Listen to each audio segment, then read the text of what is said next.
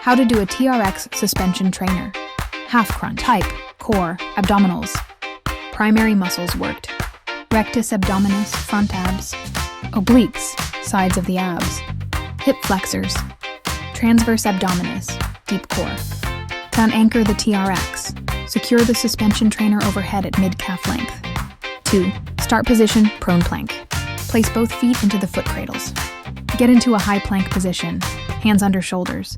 Legs extended, body in a straight line from head to heels. Engage your core to prevent sagging or arching in the back.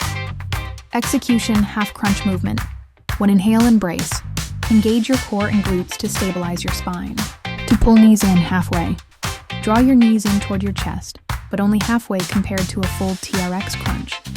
Hips stay level with shoulders. Avoid lifting the hips high into a pike.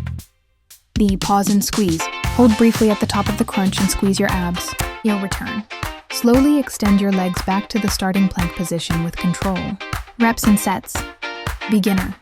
2 to 3 sets of 8 to 10 reps. Intermediate advanced.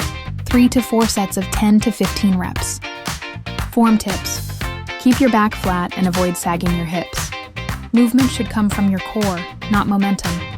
Keep shoulders stacked over wrists throughout the motion. Control both the inward and outward movements. Please check my next video.